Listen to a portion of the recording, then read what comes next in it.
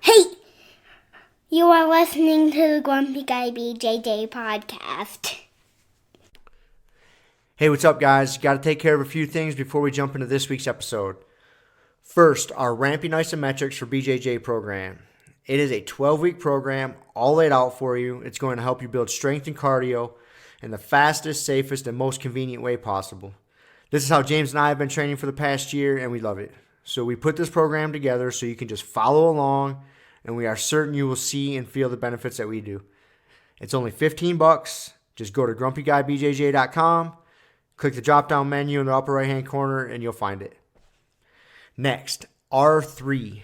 This is our K2 D3 supplement. It is a combination of those two vitamins, D3 and K2. These are two vitamins that James and I have been taking for a long time that really help us recover from hard training sessions. And for only $15 with free shipping, you get a whole month's supply. I was going to pull up some studies explaining the benefits of D3 and K2, but I'm not going to insult your intelligence and pretend to be a fucking scientist. I take it. It helps me recover. That's it. So for $15, check it out. And last but certainly not least, we have partnered up with Jiu-Jitsu.com. They have a ton of awesome BJJ instructionals, and they have hooked us up with a discount code for our listeners. It's Grumpy10. So what you got to do is you go to Jiu-Jitsu.com, which is DIGITSU.com. Find the instructionals you want, throw them in a shopping cart. In the little discount code box, you type in Grumpy10, which is just GRUMPY and the number 10, 10. That's it, no spaces. Boom, you get 10% off. You're up and running. They got a nice app you can download on your phone. That way you can take your instructionals right to the gym with you, watch the technique, drill it. It's a pretty sweet setup. So once again, DIGITSU.com. Discount code Grumpy10, GRUMPY10. Simple as that. To find all this stuff I just got done talking about, go to our website, grumpyguybjj.com. Click the drop-down menu in the upper right-hand corner. There, you'll subscribe to our newsletter for podcast updates. You'll find links for the Ramping Isos program, the R3 Recovery Supplement, and then under the Programs and Products tab, you'll find a link to Jiu-Jitsu.com. And let's be honest, if you guys can't figure out how to navigate a website by now, there's nothing I can do to help you. So quit fucking around, check it out, train hard, and let's get into this week's episode. 2, 3, and boom. Okay. We are back. Back again. Back to Friday. So... Oh, I guess we recorded last Friday too, didn't we? No, did we? No, it was Tuesday. It's like a weird day. No, it was Friday. That's right. But we were in the facility. Over at your facility. We were at the new facility. So I was going to show you something before we started recording. I strategically waited. So Snakey, fucking dude, check out this move. I'm going to show you a video. So this is great for audio podcast. I know, it's fucking awesome for audio podcast. But you can find it at my @BikeJames Instagram account. Do that again. Yeah, exactly. He snagged him out of the air. Out of the air, dude. The fish was trying to make a run for it. The fish tried to jump out of the bowl. And he snagged him on the flyby. He snagged him on the flyby. That is fucking awesome. Whoa, I was... Was that just today? That was yesterday. Yesterday? Yeah, I'd thrown the fish in there, and I don't know why I pulled... Because I don't usually film him eating. I was just like... He looked like really aggressively hungry. And so I was like, ooh, this is probably going to be good. I don't know why. I pulled out the camera or the video, and I was videoing it. And I was watching it, and... like, I had your reaction where, like, my brain was like, wait a minute, what just happened? Like, how did he get that fish in his mouth? Because he didn't go back underwater, and you see this flash, and I was so glad I was filming. I was like, I gotta go back and look at that. And sure enough, man, a whole fucker snatched a fish out of the air. Up, man. He jumped right, the snake has got eyes on the side of his head. Yeah. So he can see off to the side really well. And so he saw that fish coming. He's like, I'm just gonna wait. I set the trap, and that fish jumped by, and he snagged me. That's some good reflexes. That's quick. That was quick. I mean, I don't think I can't catch a fish out of there with my hands. That's like Danielson snagging a fly out of it with chopsticks. It is. Karate Kid style. Yeah. Snakey's a fucking master fish hunter. Like, yeah. So that's how he survives. I've seen him go. And that's really his only hobby. the only thing he does, yeah. That's the only thing he does. just eats. He hangs out in that tank until you feed him. Yep. Once a week or whatever it is. Yeah. Dude, I was telling Kiel yesterday, it's funny, it's an interesting study in like environmental triggers, because he gets triggered by the splashing water, like pouring water in his water dish. He'll come out, and you've seen him, he'll start attacking the fucking water splashes and the net.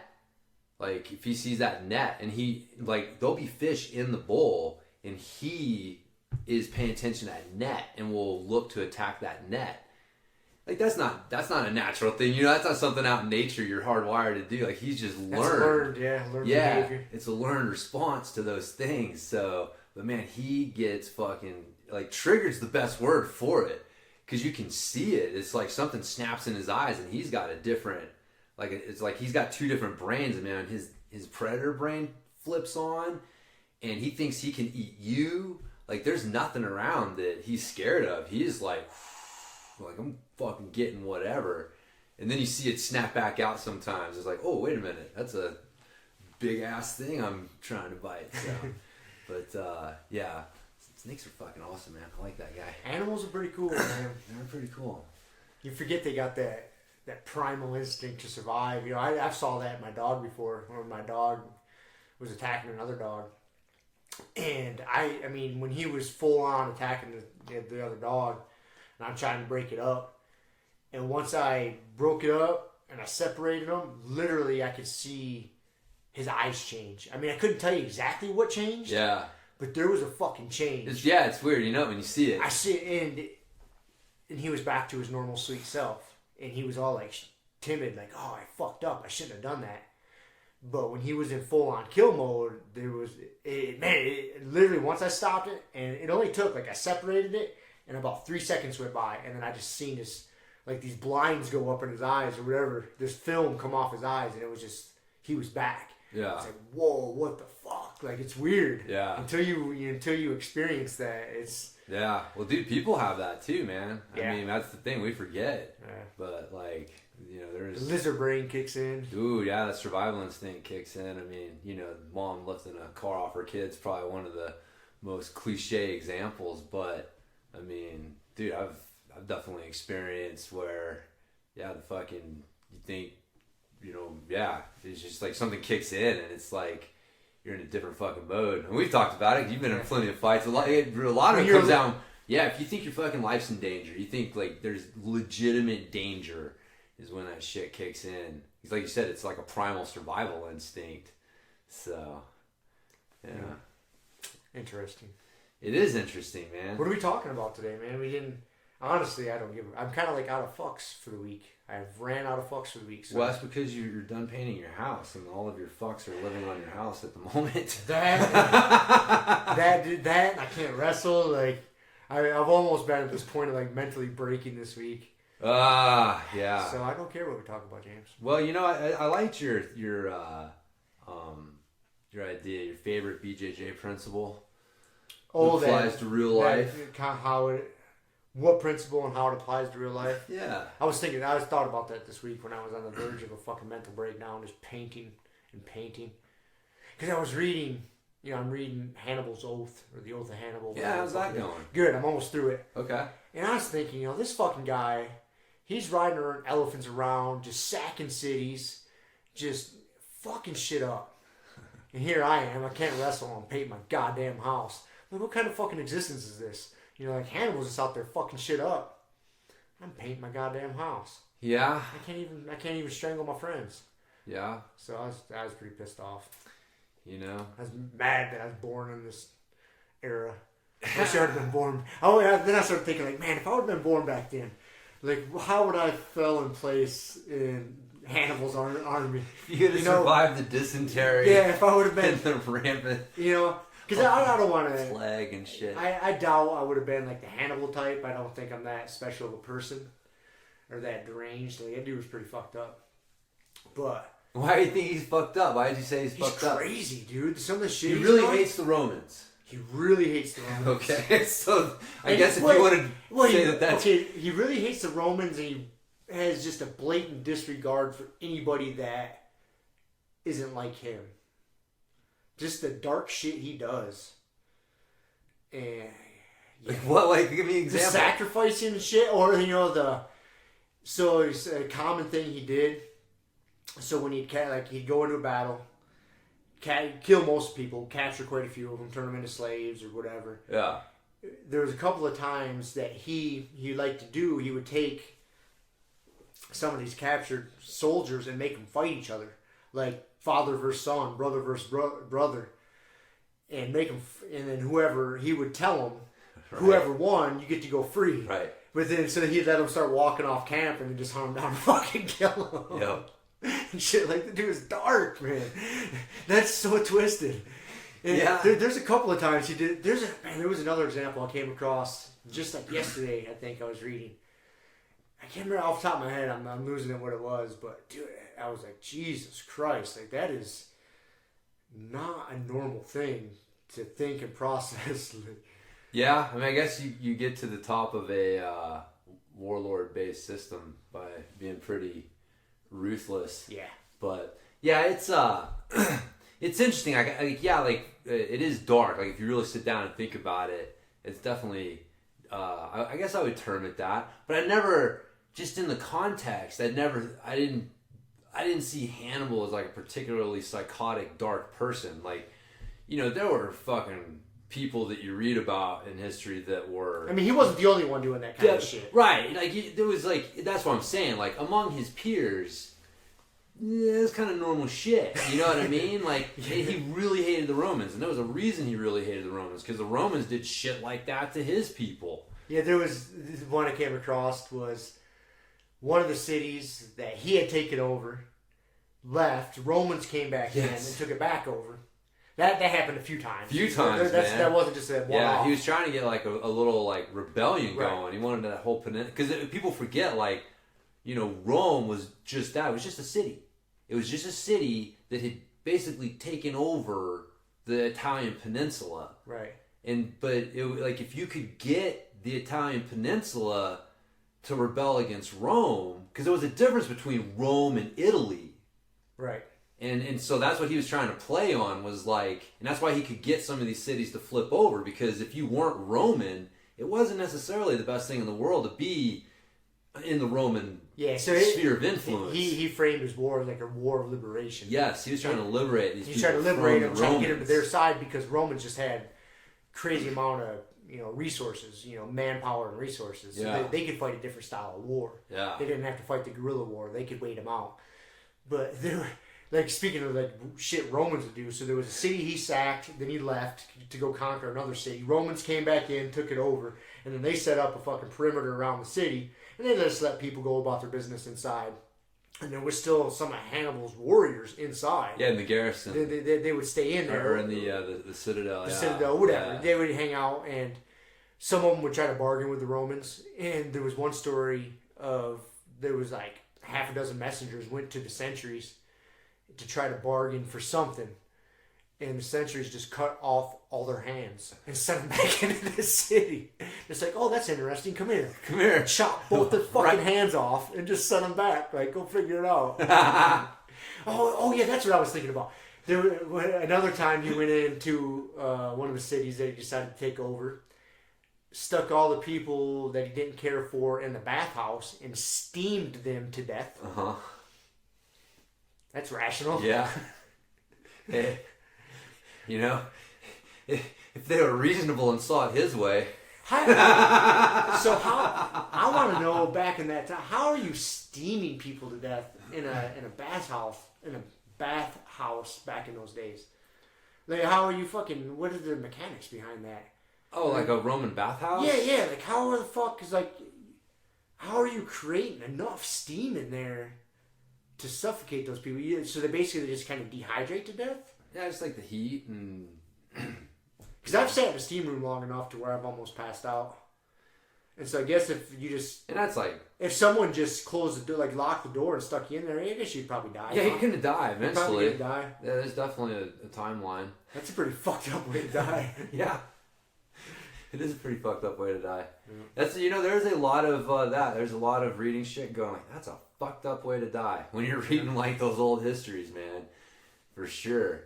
God, there was one I was reading. I forget who it was, but he was some I don't know, like warlord dude in ancient Greece, and he had taken over Athens, and he had basically, there was another dude that was, you know, the most beautiful guy or whatever, and he wanted to have his way with him, and this guy kept trying to avoid him, and he finally cornered him in the bathhouse, and instead of fucking letting letting whatever go down, he jumped into a cauldron of boiling water and killed himself that way. Yeah, there was some stories in this. One of the cities that he took over, some people saw their impending doom coming, and so they just went and jumped threw their babies into the fire and then jumped into the fire themselves. Yeah. Just to avoid Hannibal's wrath. They saw that as a better way out. Yeah. Jesus Christ, dude. Yeah. That's you have instilled fear into people. If they said, this motherfucker's taking over our town, we either going to take our chances here and see what happens, or we're just going to throw our baby into the fire and jump in after it. Yeah. That seems like the more logical choice. Well, you can see how they were able to frickin' play on those emotions to... the Romans literally wiped that fucking city off the face of the earth, and it was a war to the death. One of them was not gonna make it, and so anyways, it was interesting. But yeah, it's funny. I'd never thought of it. It is when you sit down and you think about it, like that's a dark thing to do. But when you're reading the story, like when I was reading, I'm just like caught up in the you just fucking. It's just the game. It's just, in the context of things, I really like the part of the story in the challenge he went through crossing the Alps. Yeah. He lost a ton of his army crossing the Alps. Yeah. He had a guide. It's one of the tribal guides, and they duped him into going the wrong way, quote unquote the wrong way, and they set up an ambush and just fucked him and his army up. But the mountains themselves were fucking them up. Just the elements. Yeah. And then there was the city of Capua. I don't know if I'm... Capua. Capua. C-A-P-U-A, right? Capua. Yep. It's just a city just built on decadence. Just liquor and whores running everywhere. And that's just how the city lived. It was kind of like Las Vegas of ancient times. That's where they kept the gladiators. Right. Because you couldn't keep them in Rome. Right. But I thought it was hilarious is Hannibal went in there and they ended up staying a winter there, enjoyed themselves, and they did not live the warrior lifestyle while they were there. They definitely partook in all the liquor and other activities that were going down. And I guess after that winter, they came out all soft and lost a battle or two after that because they weren't the warriors they were when they came in. Yeah. Had to get whipped back into shape. They had to get whipped back into shape. Yeah.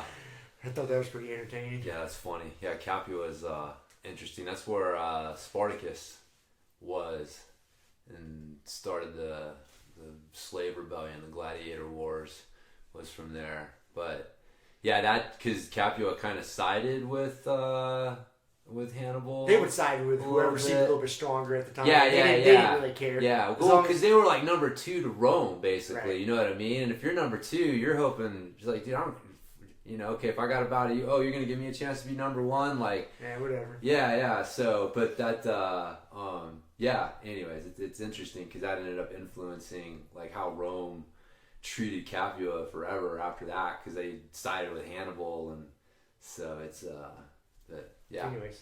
It's a good read. It is, man. I got to figure out what I'm going to read next. I'm just about done with that one.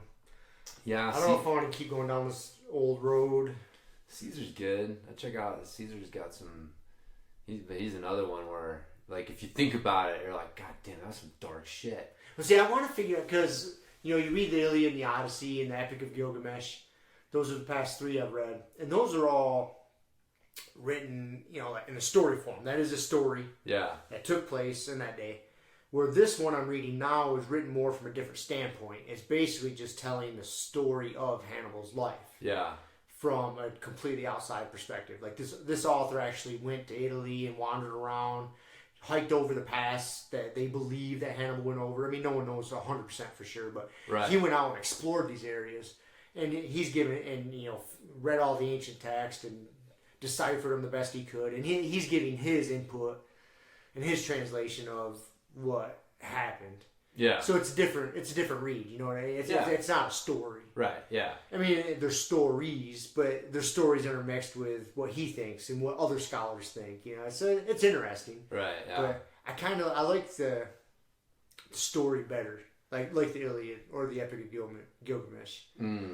So that's the next route I go. I'm gonna make sure I try to find a more of a story based one. Yeah. Still good shit. It's fun. Yeah. Dude, it's funny though, like, because you mentioned that you're like inspired because you're listening and you're like, Hannibal's riding around, I'm fucking sitting here on one leg painting my house. Painting my fucking house. And it's like, there's a famous story of Caesar doing that, like reading the story of Alexander, and he was like, man, by the time Alexander was my age, he conquered the entire known world. Like, I haven't done shit. So it's just interesting though. It's a common, being inspired by other people's achievements. I don't know if Hannibal is somebody I should be inspired by. Man, no, there's definitely things to be inspired by. For sure. Yeah. I'm fucking inspired by that dude. Yeah, that guy was he was fucking awesome. Really. Like, he was not gonna be stopped. Like, he was the most determined. He was one of the most determined motherfuckers I've ever come across. Like, he hated the Romans so fucking much. And he had this one singular burning thing to destroy, the Romans, that he just was not going to be denied by anything. Oh, mountains that everyone, like, no one's passed across. Like, he was like, now you're going to stop me. I mean, can you imagine being the motherfuckers? Like, you wake up and you're, like, stretching, coming out, and you're looking up and you're like, the fuck is this? Like, elephants coming out of the what? There's an army, like, in my backyard? Like, you have been told your entire life, this is impassable. Like, there's no way an army can come this way. And he was like, oh yeah, well, watch this shit. I hate you motherfuckers so much. Yeah, it's great. I never heard about this, but they came to this one part. There was this giant boulder that was blocking their path, and they couldn't go around it.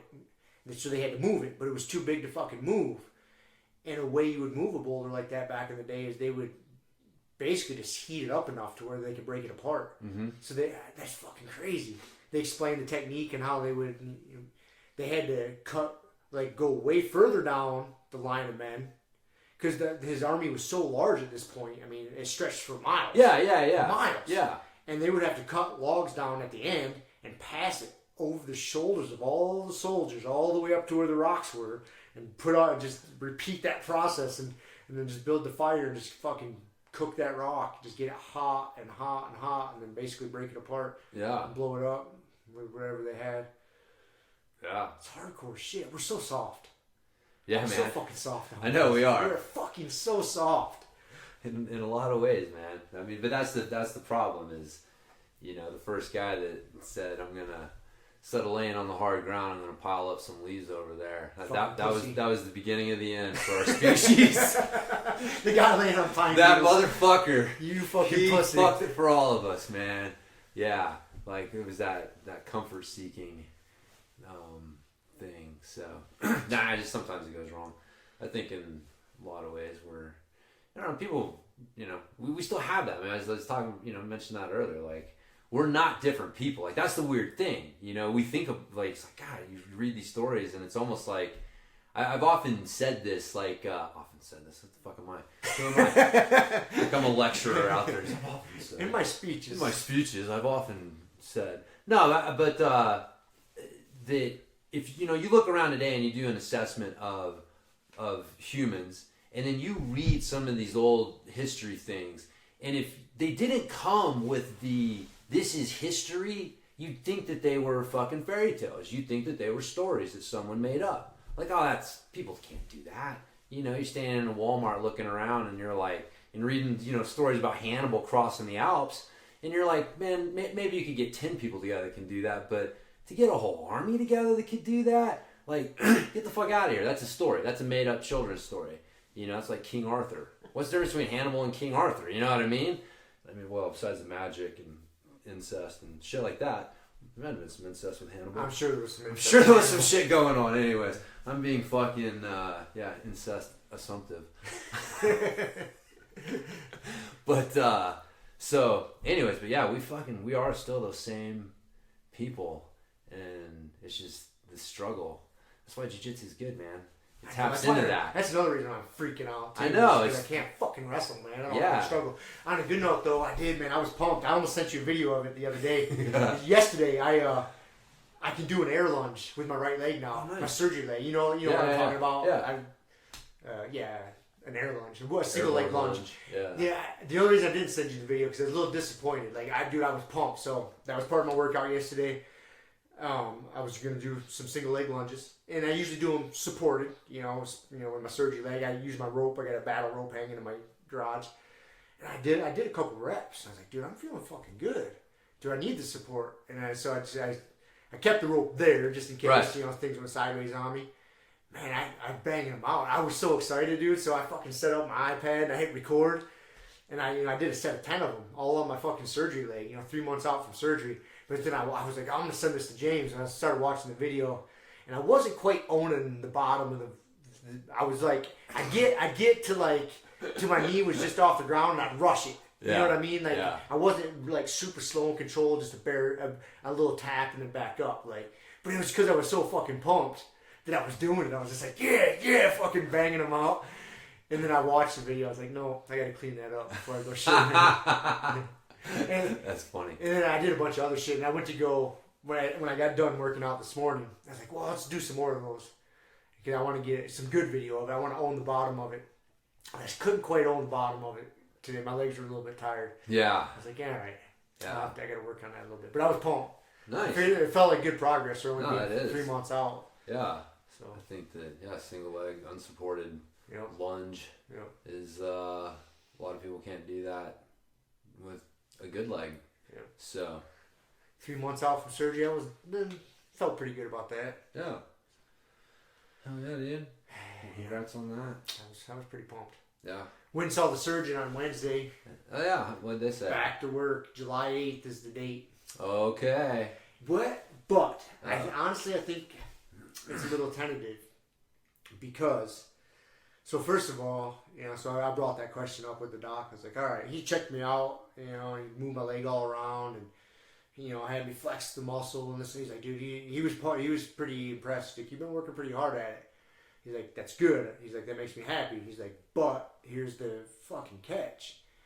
He's like, you're putting in a lot of work, I can tell, because your muscles coming back really good. He's like, you're not hurt anymore. Your bones don't hurt anymore from me drilling into it. Your muscles are coming back. He's like, you've got to be super careful. He's like, this 3 months to the 6 month mark post-surgery is the danger zone. He's like, that is the really fucking dangerous part. He's like, because you feel good physically, and so you think you can do more than you should be doing. He's like, that's the time you're going to fuck it up. Bottom line. He's like, it's nice out. It's summertime. You want to be out hiking and doing this and that. And he's like, you're kind of fucked this summer. He's like, there's a lot of shit you're not going to be doing. And so then I asked about going back to work because I kind of figured about 4 months was, come up, middle of July. And he's hesitant to let me go back. I think he didn't give me like his fairy tale idea when I should go back, his thought process. But from talking to him, like if feasible, he would want me to wait like to that 6 month mark for like another 2 months almost. Yeah.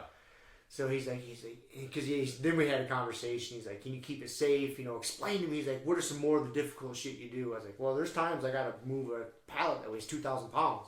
Yeah. Like it's up in the nose of the trailer. I got to get it to the ass end of the trailer. So I got to use a pallet jack, and I ain't got no motor on it. I just see skinny ass legs fucking getting that thing going. Once you get a pallet like that going, it's not too bad, but it's getting it going from a dead stop. Yeah, right. You got to dig in. He's like, you got to be careful. He's like, that's... And so he wrote up the letter saying I could go back to work, but he put a bunch of stipulations in there. Like, I got to wear my brace. I can't do this. I can't do that. And I turned that into my boss yesterday. And he's pretty low down the totem pole. So he's pumped that I'm coming back. So he's like, yeah, fuck yeah. I doubt he even read it. Yeah. But he put that up the food chain, higher up the totem pole. I wouldn't be surprised if somebody higher up the food chain reads that and they're like, well, until he gets those stipulations cleared, he's not coming back. Because if I was to go back to work and get fucked up at work, then FedEx is on the hook. Right, Then they got to pay workman's comp. They got to pay everything. Yeah. So I don't know. I'm a little hesitant. I didn't think about it, and I sent that in. And now, I guess we'll see what happens. So. See what happens, man. As of right now, though, man, my little mini retirement here is about over. So yeah, back to work in a couple weeks. Yeah, it's weird. It will be weird for you, man. Weird. It will be weird. So you're gonna go back to full schedule, 5 days a week? Yeah, well, my tentative schedule is I'm still on 410s, Monday through Thursdays. Friday, Saturday, Sundays off. Right. I've been where I was working. I'll probably be working a lot of Fridays, man. I got to build my savings account back up. Right. Yeah. I've blown through a lot of money in the past 6 months. Right. Not having a paycheck come in or for 4 months. Sorry. Yeah. So not collecting a paycheck for 4 months kind of drains the bank account. It does. It will. So. But it is good that you're in a position to be able to do that. Yeah. So. Very thankful for that. That's for sure. But yeah. So I'll be working as much as I can to build that back up. Well, right on. Anyways, I'm sure everybody cared about that. What else you gonna do until you can do jiu-jitsu again? I know. That's the fucking big thing. He asked me. He was the surgeon. I say, he's like, what can't you do right now that you really want to do? He's like, what do you really want to do right now? Physically. I was like, jiu-jitsu, man. He's like, obviously.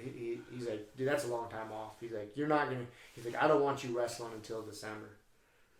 He's like, drilling and, practicing in a controlled environment, to where you know what your partner's going to do. There's not unexpected things. He's like, that can come a lot sooner, but you still got to be super careful, especially in the next 3 months. Yeah. He's like, once you get 6 months out, you can open that up a little bit, but you gotta.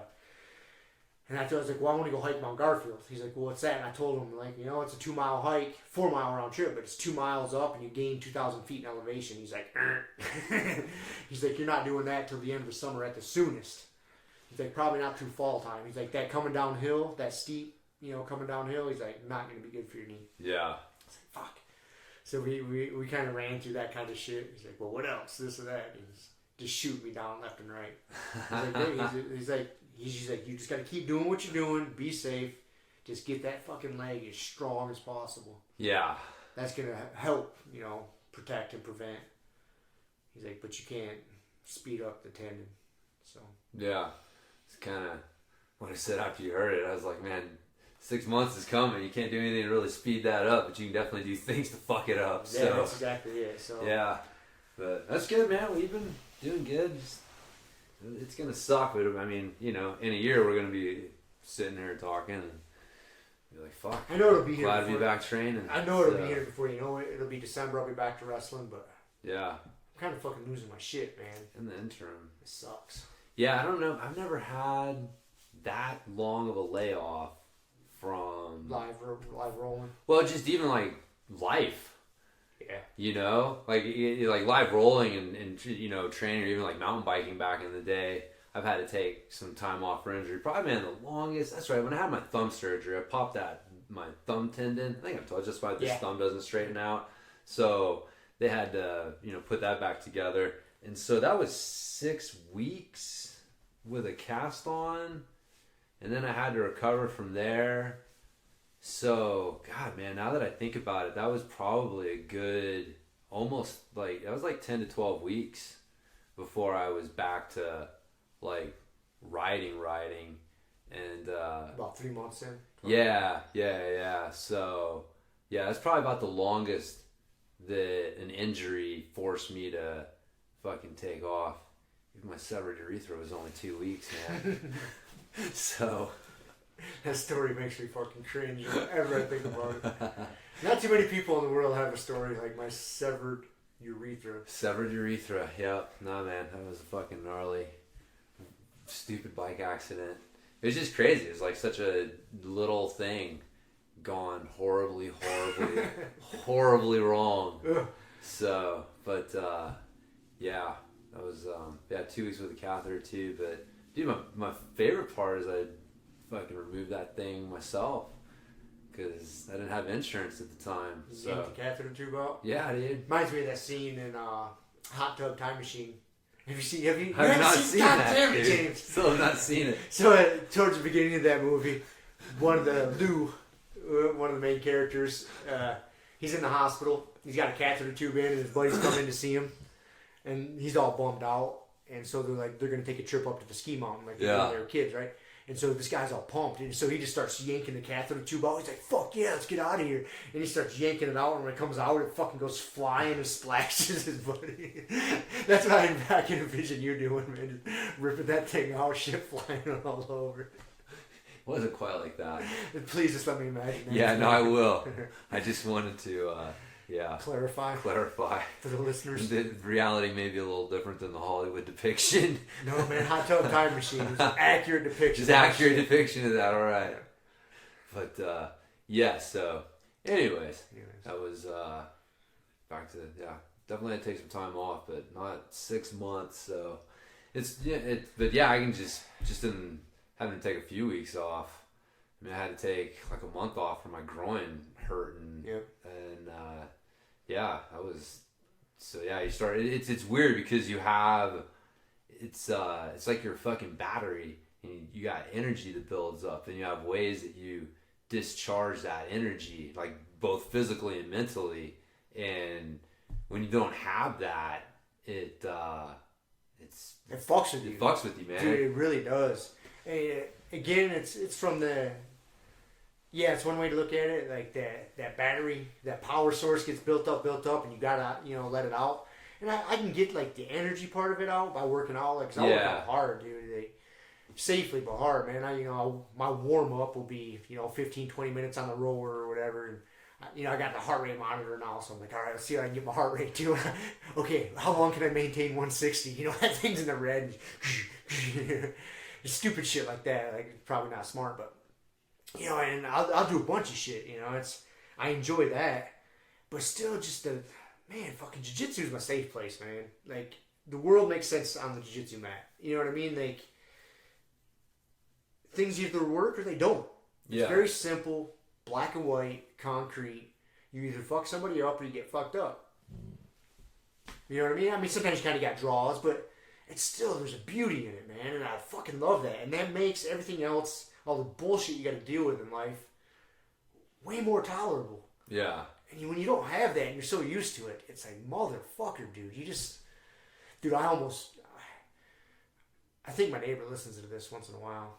But anyways, I almost fucking went ape shit on him the other day. Nice guy, dude. He's a good dude. We get along. I get along with him.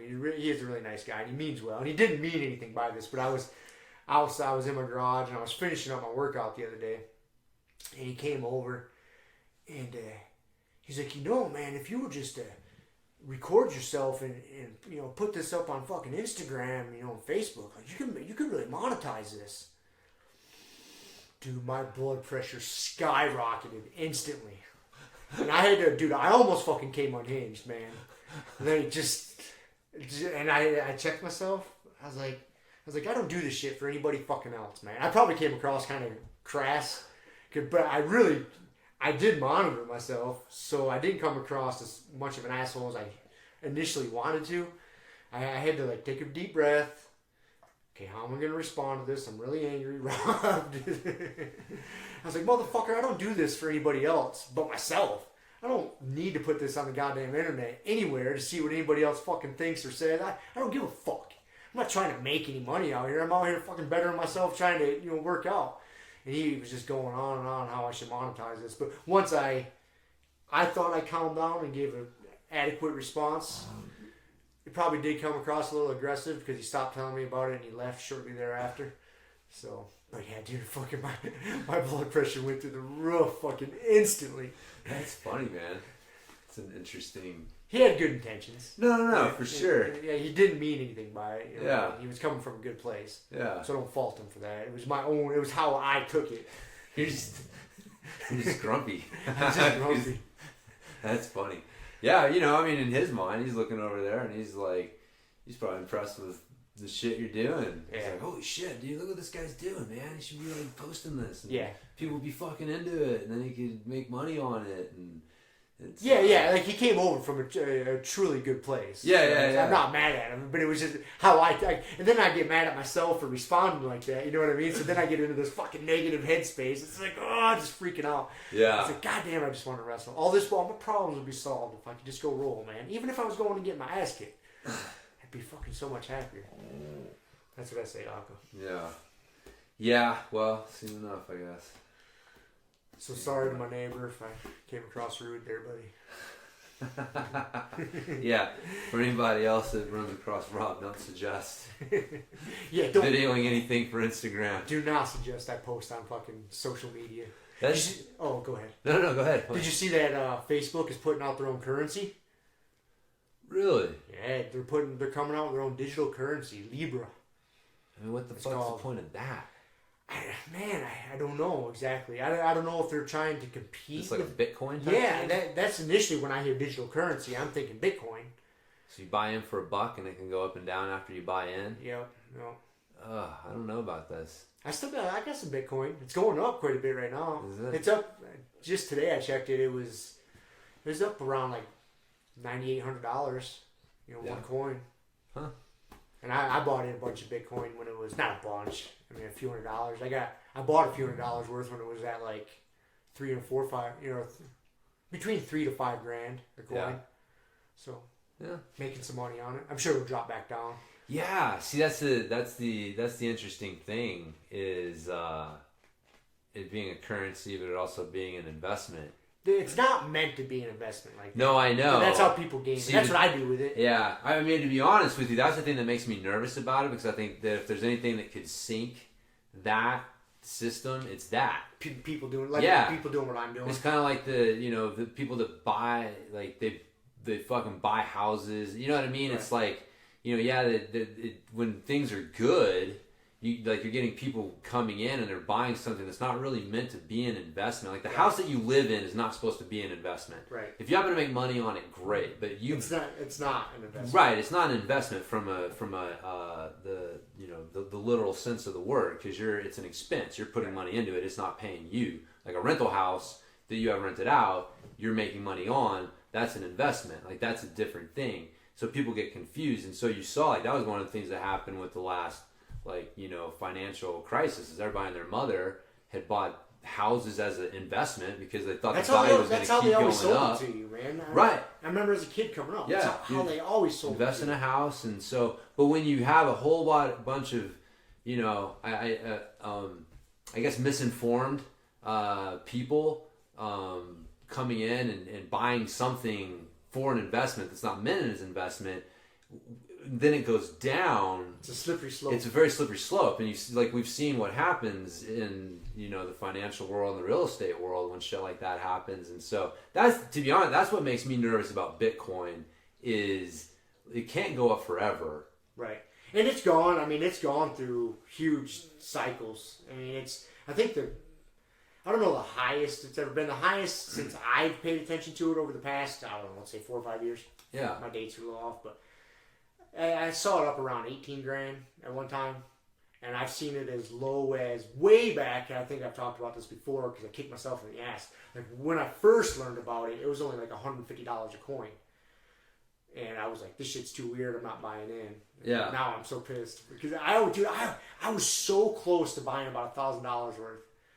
And it was only like $150 a coin, $200 a coin. I was so close. Like, dude, I'm just going to buy $1,000 worth. If I lose it, yeah, it's going to suck, but it is. It is what it is. It's $1,000. God, motherfucker, I don't even like thinking about it because I get so agitated. But, so I've kept an eye on it over the past, 5 years. And it's been slowly, like for a while, it was staying around 3 to 5 and kind of going back and forth. Right. But it's been slowly climbing back up, man. Like I bet you, we checked it today. I bet you it's up over 10 grand right now. Well, see, that's the thing too. Like I'm not in that world, so I don't know. But man, Bitcoin's been around for a while, and I don't exactly see it making a whole lot of inroads into regular buying experiences. No, again, because it's weird. A lot of people, it is a weird thing because it's not common knowledge enough, and people don't feel comfortable enough using it to purchase things. And there's not a lot of places you can purchase things. In the bigger cities, there is. Yeah. There is, like, when you're shopping online. No, I've seen. You have that option. Like, I know on it accepts Bitcoin, and there's. I was just looking at, like, Datsusara today, you know, the hemp gear guys. Yeah. And you can pay, I think, with BitPay on there. Yeah. No, there's some. But it's not super common yet. No, it hasn't really made, like, big inroads as a currency. And so, again, like, when people talk about Bitcoin, they're talking about it as an investment. Yeah, because again, dude, I'm an idiot when it comes to, like, economics, you know, finances and shit. And I don't see how it'll ever become, like, a normal currency for people to use because it's so unstable. Yeah. Because it fluctuates so much. Yeah, that's the other thing, so man. How for like a normal Joe like me, I'm just a regular fucking dude, not too well off, but surviving. How could I ever trust something that fluctuates so much? Right. As a normal currency. I like to game it a little bit and try to make, you know, a couple $100 here or there. And then that's how I do it. You know, I keep an eye on it. Anytime it gets below 5 to 3, I'll buy a little bit more. And then when it gets up above 10, 12, 15, I'll sell some off. Man, you know, I'm making barely any money, but enough to make me happy. Oh, I made a few $100 here, made a few $100 there. You know, just random shit. But that's not what it's meant for. Right. But that's all I'm going to ever use it for because it's not stable enough to where, like, oh, this is how I want my employer to pay me in Bitcoin. You know what I mean? Right. Or I'm going to take all of my money that I get a paycheck and I'm just going to have that converted into Bitcoin. No, it's so unstable. I don't see why you would do that. Yeah, that's why I say it's like when people talk about it, they're usually talking about more as an investment than a currency, but it's supposed to be a currency. It's supposed to be a currency. And that's what has me all weirded out by it. I'm like, you know, something's going to pop at some point. It's a weird thing. And what's going to happen with it. Yeah. I don't. But now you just got all the water's getting muddy because what is it, Libra? Libra, I believe it's going to be called Libra. Yeah, so you got Facebook doing theirs, and or Libra was the app they're going to use, or Libra's the currency. I'm not sure, anyways. But yeah, but you got these other because I know Bitcoin's not the only digital currency; it's just the most well known. Right. And so now Litecoin. It just opens up this door for like, well, wait a minute, like so. Okay, I want to get into digital currency, but am I going to have to like? If I really want to use this, you know, I want to get away from using dollars, man. Like the Federal Reserve is fucking bullshit, and so I'm gonna just use digital currency for everything. Well, it's like we get into that future, and it's like, do I have to have some of everything? Right. If I'm do I have to accept some of everything? If I'm the person, you know, I have a product, so now I have to get set up to take digital currency from all these different places, and so it's. Yeah, that's where weird. I don't see it. I don't see the line to it being a mainstream accepted. Not unless it becomes less volatile somehow. Yeah, it would have to win. Bitcoin would have to win. There can't be multiple digital currencies. Like there can. I hate to say it, but there can only be a few. Like if you really want it to be a thing, you and I and every person on the street have to fucking be able to agree on what digital currencies we're accepting and working with. Right. And, you know, it's kind of like credit cards, right? Like you're going to have, dude, you know, MasterCard and Visa.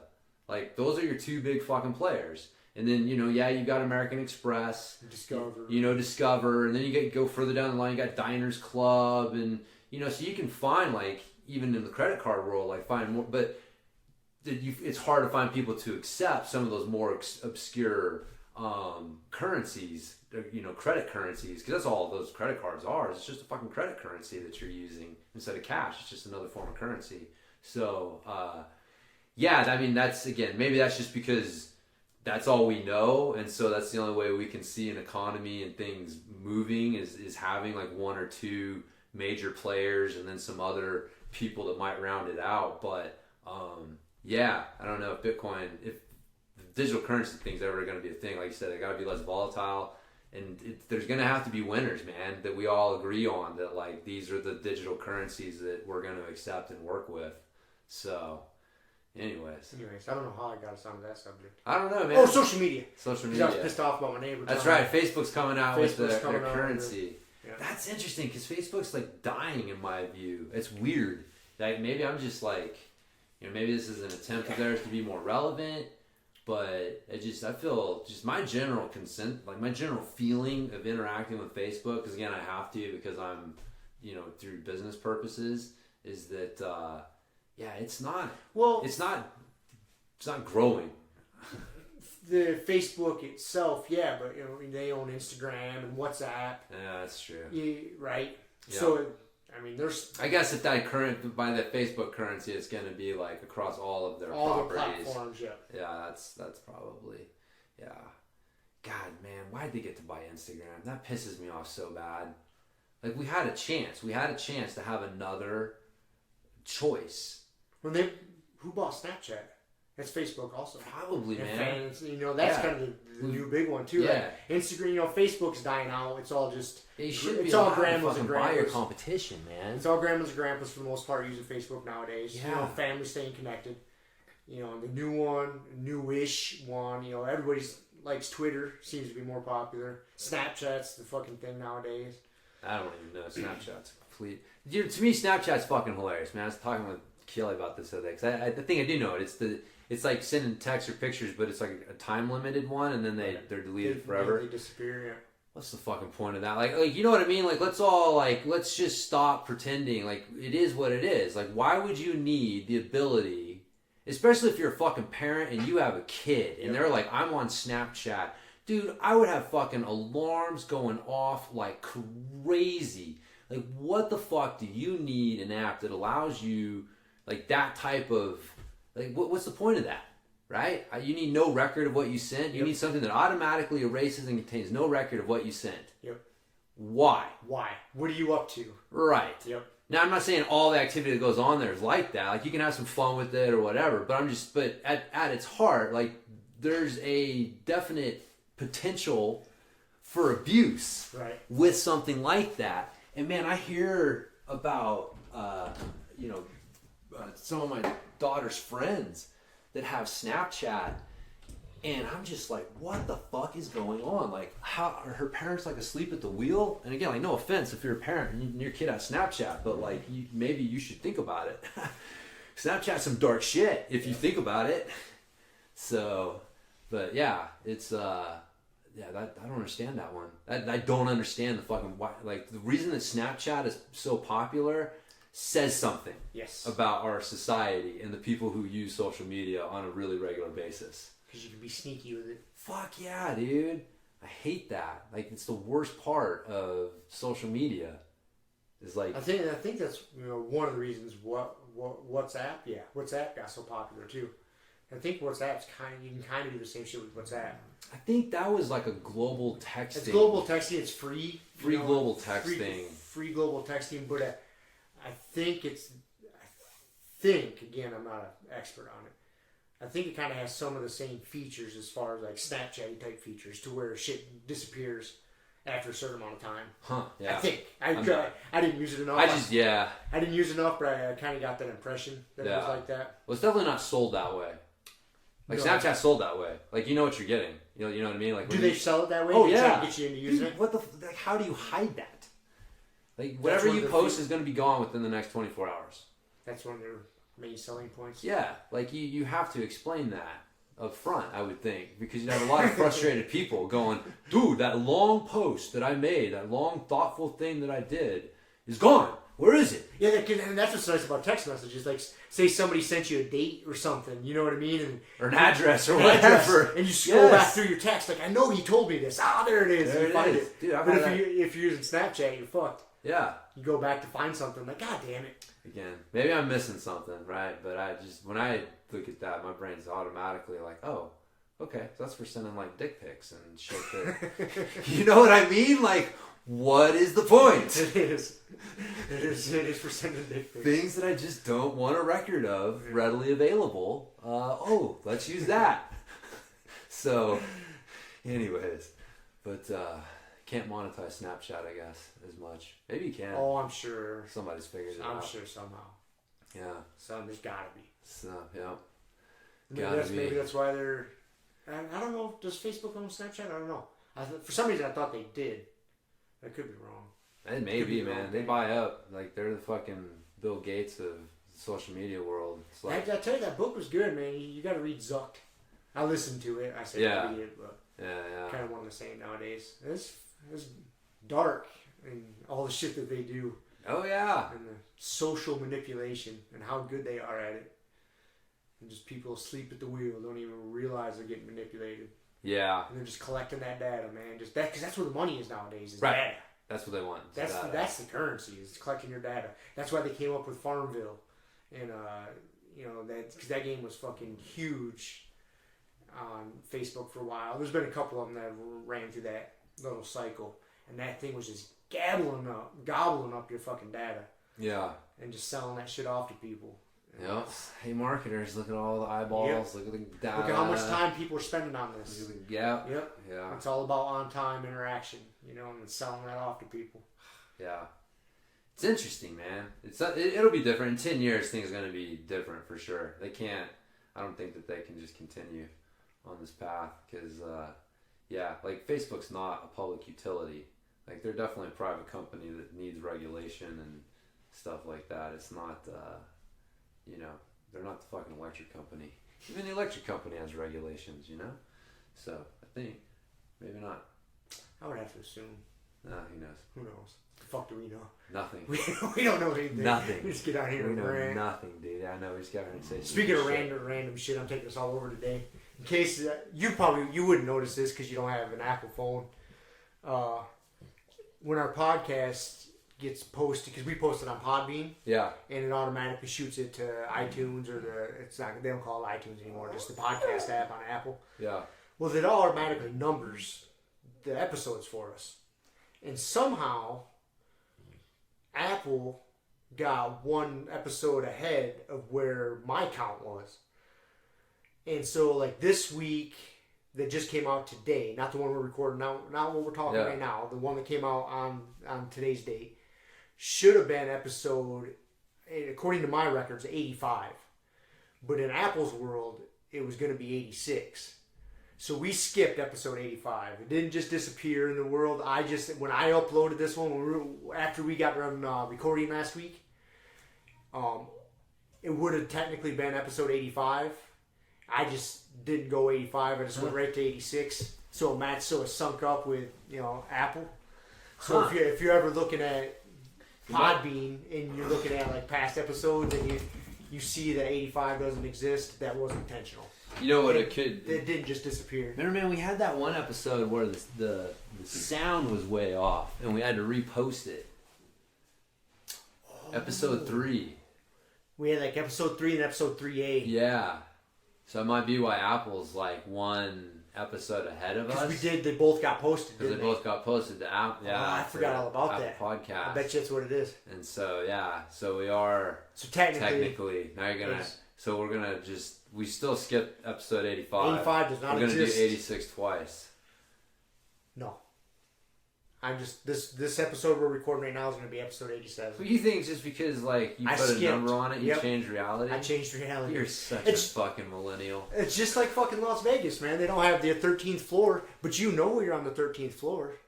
They just don't label it in the elevator. True. If you go to Las Vegas and you they get checked don't change the reality. It's still the 13th it's floor. Still the 13th floor. Right. So, but they changed it, so you're not in their world. You're changing the labeling to fit expectations. In their reality, there is no 13th floor. So in our Grumpy Guy reality, there is no episode 85. So, all right, okay. It's important things to discuss. All right, so I will. One of us will be fucking Don Quixote, and one will be Sancho Panza, and we'll just reinforce each other's belief that this is episode number 86. And anyone? No, it's 87. 87. See, I still don't know, man. I knew it'd be confusing. I don't even know what number one. You know you fucked up was by telling me what number we're on. I'm gonna forget. This is 87, according to Apple. 86, whatever.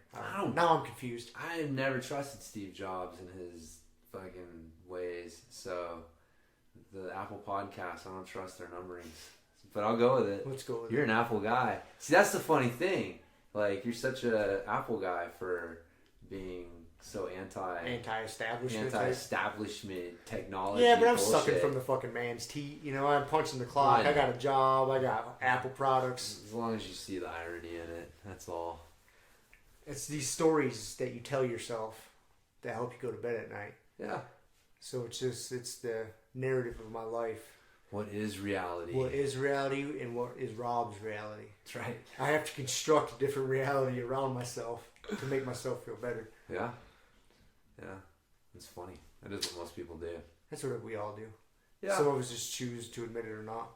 I think so. I think healthy, this is like one of those jiu-jitsu principles that apply to real life, though, is that, questioning what you assume it's good, because it'll help you either reinforce what you think you know or maybe find a better way to go about it. But yeah, you're absolutely right. Like most people, it's like, they're just constructing stories and realities to fill in the blanks for what they think they already know. And it's so easy to get going down the momentum with that, and to be able to step out of that every once in a while and be like, wait a minute, why the fuck am I doing this? Or why do I think this way? Or why am I acting this way in this situation? So, like you with your neighbor.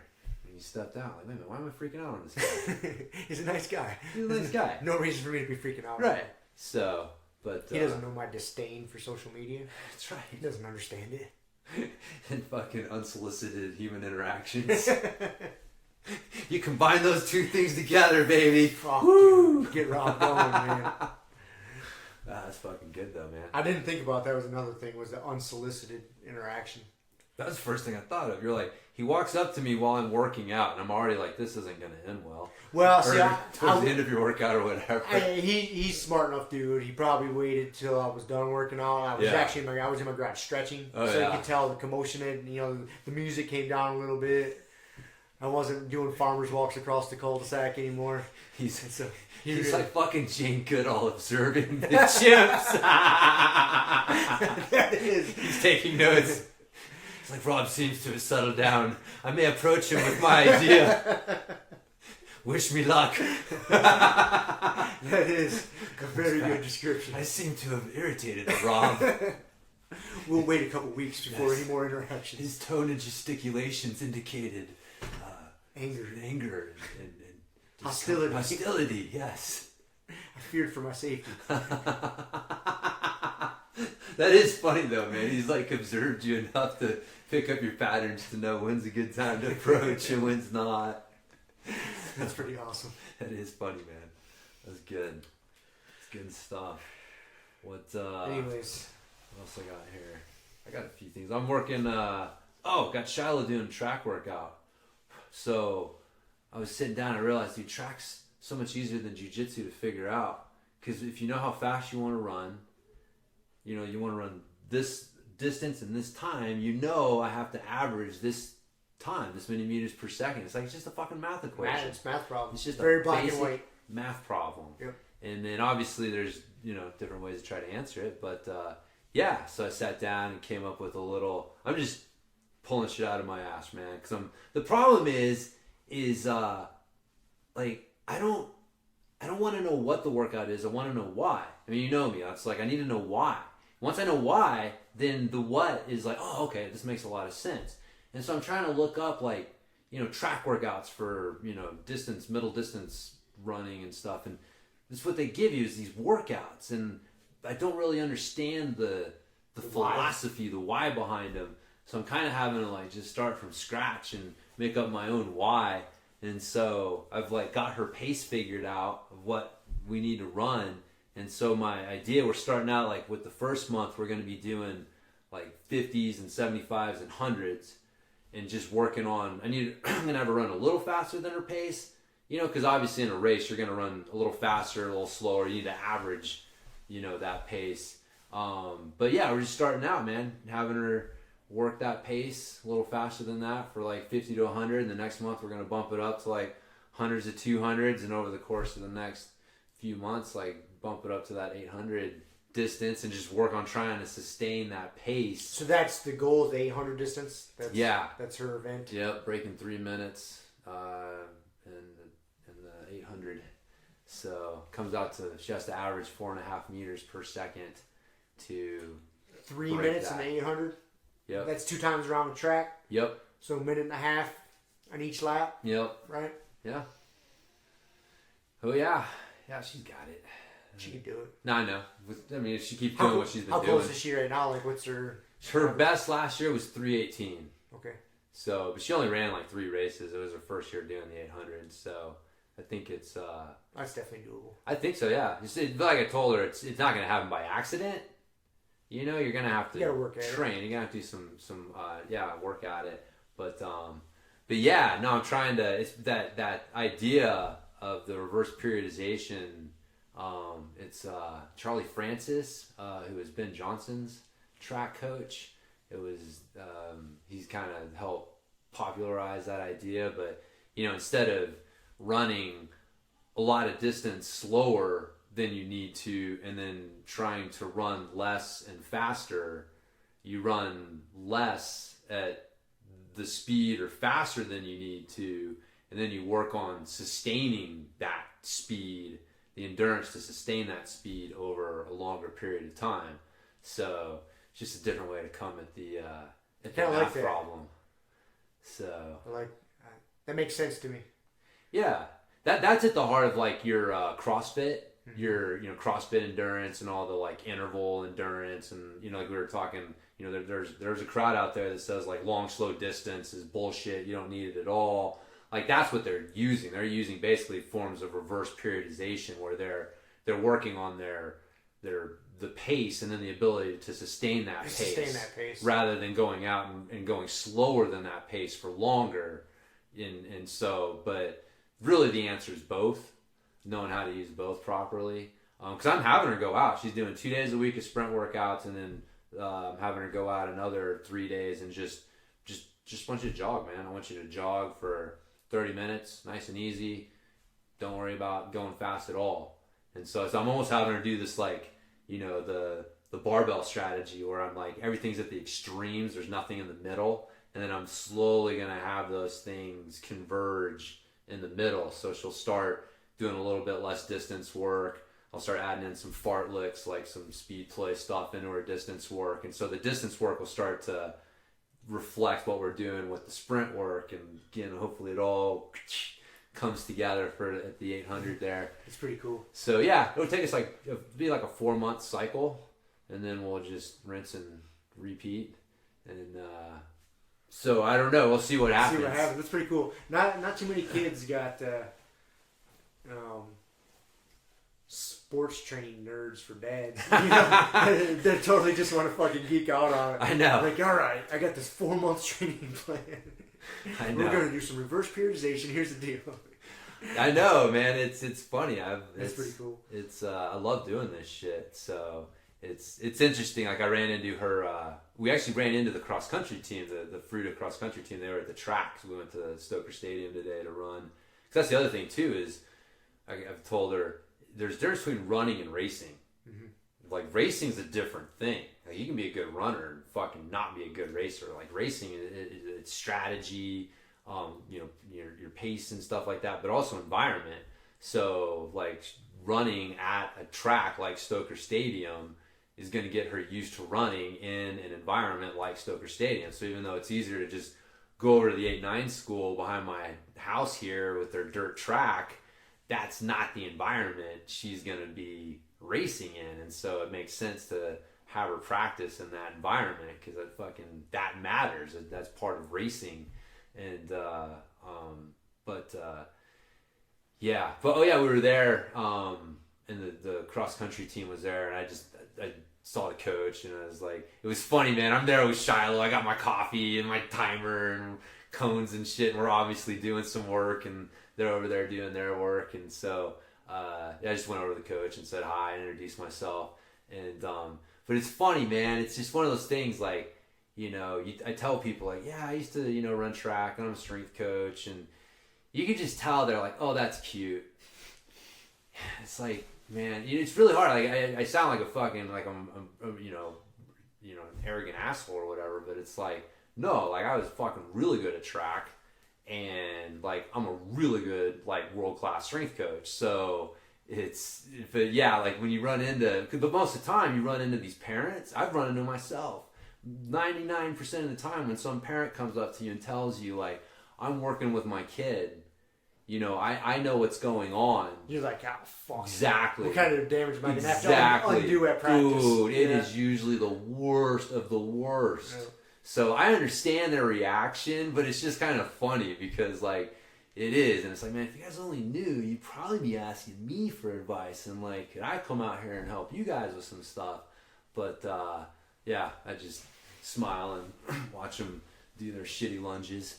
And, does Shiloh have any interest in running cross country? Kind of, not really. I mean, how far do they run? What's like an average cross country race? In high school, I believe it's a 5K, so it's 3.1 miles. Yeah. And then in college, it goes up to an 8K. And it's all like it's all off road shit. Yeah, it's trail running. I love cross country. It seems like she'd be into that, maybe. I think she would be. I think she'd be really good at it. She's got the build for it. You know, she's like me. She doesn't have really super high top end speed, but she's got good speed and can sustain it. Mm-hmm. And so, but yeah, it was funny. The coach was asking her because he was like, "Oh yeah," I asked him. I didn't know what was going on. I'm like, "Is this like a team or a camp you guys are doing?" And he's like, "Oh yeah, I know it's a camp for the cross country team, and you know through Fruta." And I was like, "Oh, she's gonna be running for Fruta next year because you know that's the school district we're in for the." So even though she's doing that homeschool program, she can do the sports through Fruta. And he was like, "Oh, you can be running cross country?" And I've talked to her a little bit about it, and she was like, "Oh, I don't know." And he's like, "We don't have any freshman girls that have come out yet. We could really use you." And he's like, it was funny, man, because I could tell, because he was like, "Yeah, I was watching you earlier. You look pretty fast." He's like, I think we could use you." And so, yeah, I think he really wants her to come out. Oh, that's cool. Yeah. So I think she'd do good. I think the only problem is if they have what other sports they got going on, because she plays volleyball. And so she may have to juggle volleyball and cross country and just kind of how that'll work. But yeah, we'll see. I think she'd enjoy cross country. Yeah, I think cross country would be fun because it's like trail running. It is. You know, like if I wanted to go for a run, I'd much rather go trail running than just go run the track. That's what we're born to do. We're not born to run on the road, man. You know, run on the road sucks. Running out in the mountains and trails is Have fun. a little mental engagement. Dude, I bet you cross country around here would be fun as shit. Oh, yeah, There's so many cool trails to run on. I mean, I don't know where they would run for races. I mean, I have no idea. But there's so many cool places to run around here. Yeah. So many cool trails. I'll bet it's, I mean, just traveling around Colorado, running in different cross-country races. Would be cool as shit. Yeah. This would be one of the best spots in the country to be on a cross-country team. Yeah. It'd be so beautiful. You know? Out cruising around in the mountains and shit. Yeah. Oh, yeah, no. I know. We'll talk Shiloh. Yeah. We'll brainwash her into it. Come on, Shiloh. We'll get her to do it, but she'll enjoy it. But yeah, no, it's been fun getting her to do. She's been doing her strength training stuff. Got her doing the banded isometrics with the rep stuff, and then got her doing some banded strength training stuff. I love the bands, man. Because again, like I've worked with her for a while, and working with a 14-year-old girl it's one of the biggest challenges is obviously like just body awareness. I mean, that's across the board with people in general, but you also have someone who's growing and, getting used to their body and stuff. And so, the bands, watching her do things with the bands and watching the bands force her to do it right just keeps reinforcing in my head, like, man, there's just such a fucking great training tool. It's such an underutilized training tool because we're so enamored with what it looks like from the outside. We want to lift a big kettlebell. Like that little fucking... It's gotta look cool. Yeah, it's gotta look cool, man. That skinny little band that you're lifting, that does not look nearly as impressive as a fucking big-ass kettlebell or barbell or whatever it is. But dude, your body does not care. Your brain doesn't care. Like, if you can just step back and just be like, man, I don't give a fuck. Like, if you ask people... I will improve your sports performance, but I'm going to make you weaker, and all you're going to use is a 1-pound dumbbell. Like in the gym, right? Like gym strength, like your deadlift and your squat and your bench, like those gym strength numbers are going to go down. All you're going to use is a 1-pound dumbbell, but I'll improve your performance in your sport. Would you take it? I would. Yeah, I know you would, and I would. But most people probably wouldn't. More people would take pause, and then at least take pause. Right. And a lot of people would really struggle with that. It's like, because it's a virtue signal. Yeah. right? Those numbers, Those numbers are virtue signals. How much you bench, bro? Right. How strong are you? How serious are you? Yeah. Right.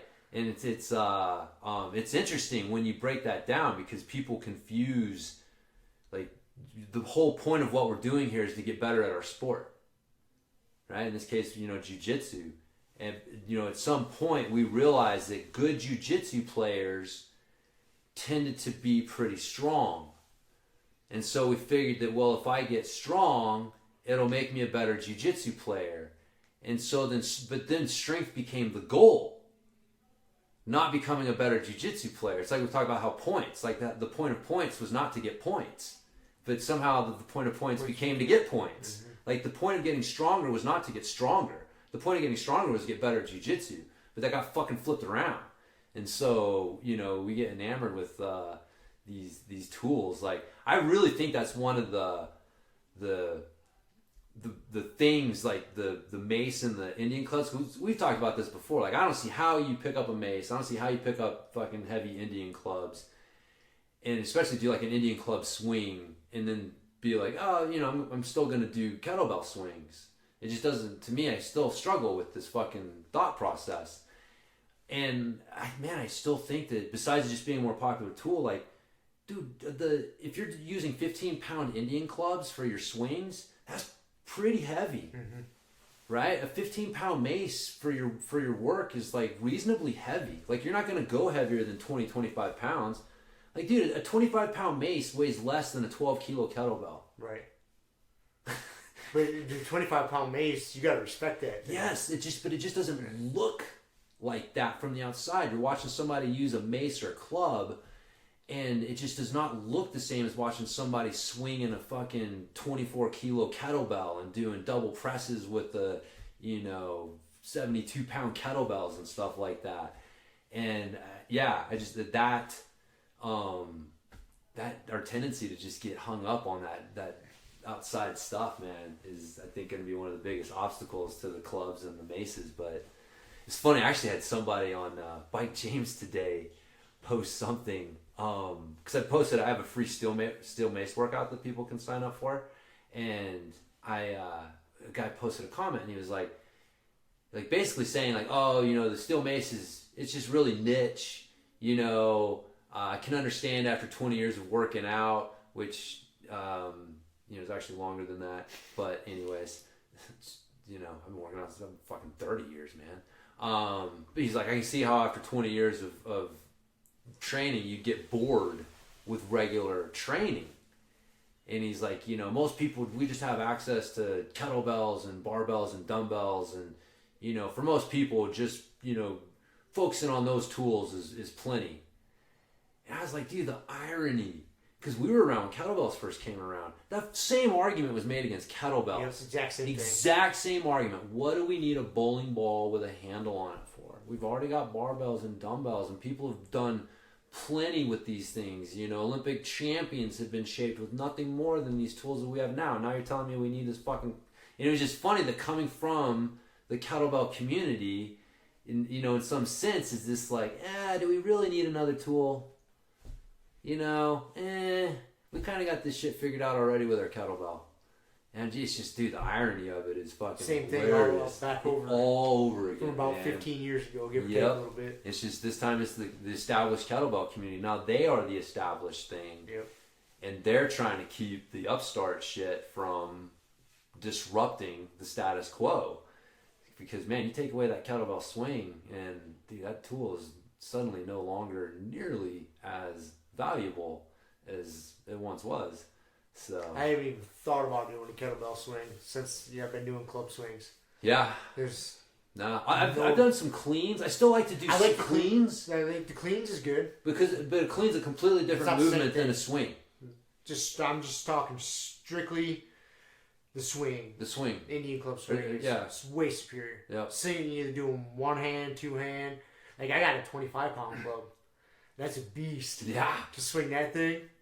Fuck yeah. The 15, like, I use the 15-pound club for single leg swings. Like staggered stance swings. Yeah. But when I break out the 25, I usually just doing one, because I only got one 25-pound. But I do one-handed, but I'll get into like a regular, athletic double leg stance. Yeah. Going single leg 25-pound swing, like you gotta have your shit together. That's not even a 12-kilo kettlebell, No. man. It's not like people would just if you told them, hey man, you gotta work out with a 12-kilo kettlebell, they'd be like, That's not enough. it's not an hour. If I got to, it must be like a light cardio day. You know, it's like fuck no, man, fuck no. So, anyways, yeah, it's that was an interesting argument though. Was the whole what do we need another tool for? That's Coming funny. from a kettlebell guy, it's like Jesus Christ, man. But it's like it's a superior tool. Do you get into these arguments with these guys online anymore? Not really. I don't get into arguments. Just usually I don't argue with people. Rarely will I engage with people. Sometimes I engage, but probably the best advice I ever heard, and I may have said this before, is Mike Boyle was talking about why he engages with CrossFitters online. And he said, I'm not trying to change their minds. There's other people reading this shit whose minds I might change, or who, are on the fence about things, and me responding and my reply may help them make a better decision. I was like, man, that is the right way to look at it. So like when I'm replying to these guys, I'm not arguing with them, right? Because I'm not replying to them. Right. So I'm replying to the person who might read what they're saying and be confused. And so like I don't really engage with them.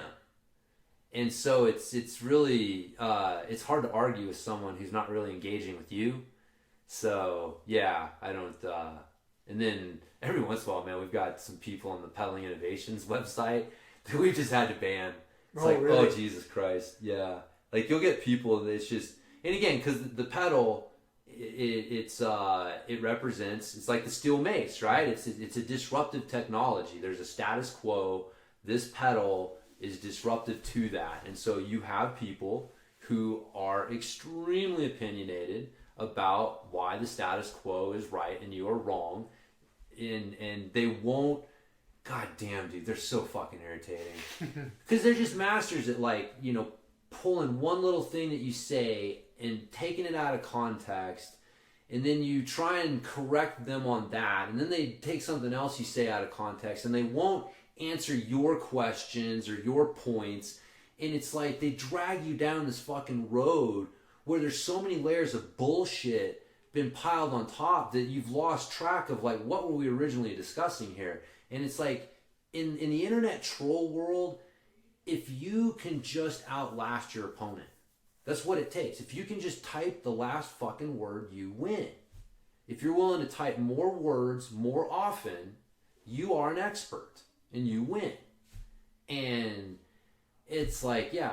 But for me, what happened when people start harassing like my customers, like being snarky to them, and I've tried to engage with them and answer questions and get them, and it's like, dude, obviously you are just here trying to exercise shit, what little bit of power you think you have.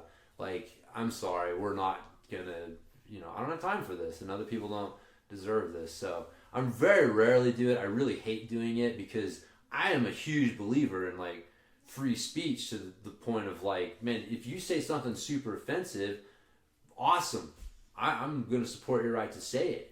And so I really don't like doing that. But again, like if you're going to be saying something offensive and refusing to engage with me and harassing the people around me at the same time, that's a different thing. That's not a freedom of speech issue. You gotta go. Yeah. That's just being a fucking asshole issue. And if you can't not be an asshole, again, that's a different thing. I'm not shutting you down based on your speech. And that's what the problem with these trolls is when you do that. That's why you got to be real careful. Because when you shut them down, you feed into their like, oh, he's shutting me down because, I was saying things that were getting to him, and he's trying to shut down my speech because it was getting to him. It's like almost a victory for him. Kind of, man. Yeah. Kind of. So I hate doing it, but every once in a while you do, because, dude, there are just some fucking, oh my God, these people are crazy. Like, the internet is just an insane place, man.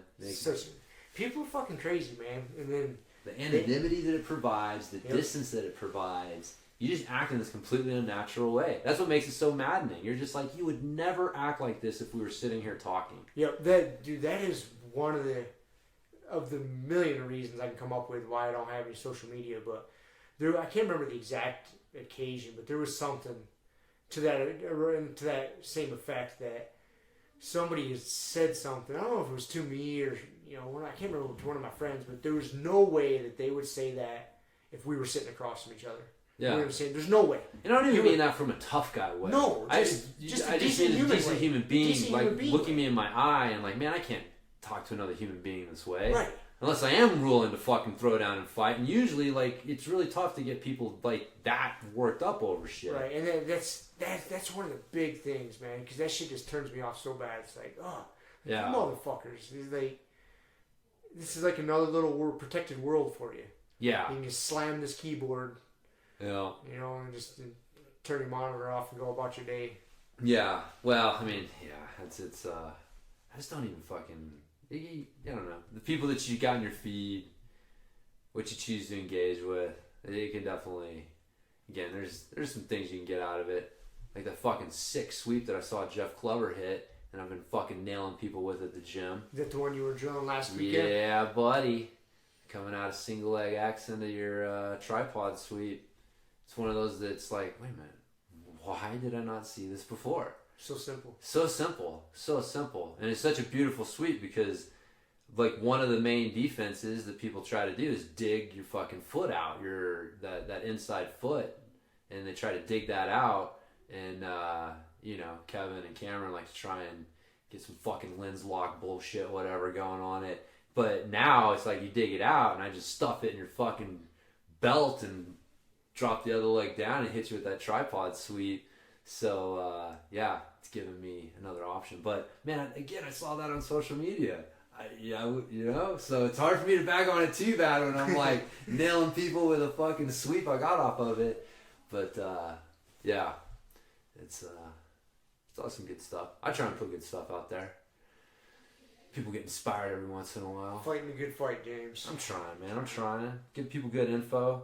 So, how about my new mace, man? And new mace is awesome. I gotta talk to Brandon and see if he can make me one. Shout out to our boy Brandon. The blacksmith. Yes, he hooked it up, man. Yeah, he got me a nice. It's a loadable mace, so the head is hollow. And dude, first off, the thing looks like a medieval weapon. It does. It is sick. Yeah, when you think of a mace as a medieval weapon, that's what this one looks like. Yes. The ones you get from On It or whatever, they're nice. And you can see how it can be used as a weapon, but it looks like a modern fitness tool. Yeah. Where the one Brandon made looks like, dude, it is a handmade. Looks like Hannibal was carrying that thing around. Fucking blacksmith made it, like literally. Slamming skulls. Yes. That thing, dude. It is sick, and then the head screws off, and you can put lead shot in it. And man, we loaded it up yesterday all the way, and I put it on, dude. It was almost 30 pounds in that head, and so the handle is 5, so like it's gonna be 35 when it's fully loaded. I'm holding this head like, Jesus, dude, this is so heavy. I'm like, I can't even begin to try and fuck with this thing. And plus, I wanted to get some room in it for the slosh effect. Mm-hmm. And so I emptied about half of it out, so it's got like 16, 17 pounds in it now. But it is sick, man. That little sloshing effect of the shot moving around. I knew you'd like that, man. Yeah, I like it. Yeah, like you said, it really forces you to be smooth. You can't. That's one of the things that drives me nuts, man. I don't know how to put this. Not most. I see a lot of people, especially when they're starting out doing Mace 360s, fucking doing it all wrong. Muscling it through. And it comes from, I don't know if this is still like, I haven't stayed deep enough in the scene to know what the instructions are, but I know at one point a common instruction for starting your 360 was to tip the weight over. Like you start centered, and then you tip the weight over and kind of like punch it over your shoulder to get it going. And what I realized is like you don't tip the weight over, you sweep your hands across. Like, so if I want the fucking mace head to tip to my right, I sweep my hands to my left. So I end up with my hands over in my left hand pocket, and then the mace is at a diagonal across my body, and the mace head's over my shoulder. And so it's in this balanced position. And then I just have to keep moving my hands, and it tips and swings around. You can't muscle it around that way. When you swing your hands across that center line and you get to that diagonal position, then it's impossible for you to muscle it that way. And so you have to, like, that's the move, man. I see people tipping it, and it's like this fucking, they're just like trying to control violence. You know, it's a controlled chaos, and it's not what swinging a mace should be. Like, what got me thinking about this again, because what is a mace? It's a weapon, right? Like, this is what we train to use broadswords and maces. And so, do you want to be unbalanced swinging that thing? No, man. I should be able to, like, change directions. Like, I should be balanced until I have decided that I'm not balanced. And so, the way that people do it, but that the mace head having that shot in it and moving reinforces that whole concept. You got to go with the flow of it. You have to go with the flow of it, man. You cannot muscle it. So, yeah, I think that those loadable maces, like the solid mace head, man, is it's good, but it's not the best teaching tool for swings. And if you're getting, or your 360s, and if you're gonna do your fucking 360s, like, don't just tip that thing over. It's just wild watching people do that. But anyways, it's like watching people do a kettlebell swing. Oof. Yeah, but less dangerous. I gotta be totally honest with you. Like, the Mace 360 is pretty self-limiting. I mean, obviously you get like a 25-pound mace and you don't know what the fuck you're doing, and you try and hang on to it too long. You're gonna fuck yourself up. But dude, you have had multiple opportunities to, like, there were multiple red lights that you forced your way through on the way to an injury. Dude, you don't get that with a kettlebell swing. Like, you can get that thing and start muscling your way through it. You don't know you did something wrong until your fucking back goes out. You know? You can't stand up straight. Right. The next day, you're like, oh, God, it's fucked up. So, both, that is like the kettlebell swing of the mace world. And, dude, I think the mace flow people kill me too with their little dancing mace shit. See, again, you're not on social media, so you don't see this stuff. There's a whole movement of people who like to, like, enter their flow state with the mace, and they fucking flow around with it and do all this shit. And it makes it hard for the mace to be taken seriously by legitimate strength coaches. Man, they're like, because, again, I was talking to Dan John, and he's like, I watch these people flipping the mace around, and it's, I don't need that. He's like, I got my Scottish hammer I swing around if I want to swing something around. And I'm like, yeah, but you see the value in swinging something around, right? So let's focus on swinging something around, not on these fucking guys dancing with the mace, man. Ballet. No, it's ruining it, man. It's ruining it. So, anyways, that's just my opinion. It's good. Fucking steel mace commentary, community commentary. Why are you dancing with a steel mace? Dancing with that fucking thing, dude. It is driving me nuts. That's a warrior's tool, man. It's a fucking warrior's tool. It's not like, you should not be using it. I don't even know what the event's called, but like the gymnastic events where they flip the flags around. Right. Like yes. Like Will Ferrell did in. Yes. The ribbons. The ribbons. Rhythm gymnastics. Yes. That's what they're doing. It's not that. No, that's what they're trying to do. It's a fucking weapon. They're trying to do rhythmic gymnastics. Is that what that's called? Mace. Yeah, rhythmic gymnastics. Yes, you got to keep the little twirly things twirling. Yeah, you got to keep the mace. Oh God. Yeah, a little bit's okay. It's kind of cool, but like I said, it's become this whole movement, and it's almost kind of become like the center point of the mace movement. Like, we're starting to lose focus on the core mace movements, and it's all about the mace flows, and it's anyways, people can fuck up anything, man. So, people will fuck up everything. Just get these hippies smoking weed and they're bored, and then they get their fucking phones and they start taking videos, and they're like, oh, I'm in my meditative flow state. Let me define flow state. And they go into these, it's like, dude, I don't know what it is. Mace is a fucking warrior's weapon, and you've got the hippiest, most granola motherfuckers using this thing in a non-warrior way, and it is, it's a little maddening. It's a little maddening. So, I can see. Yeah. Anyways. What else you got? What else do I got here, man? That's about it. I got, and then we still got to talk about our favorite BJJ principle. Yep. So, yep.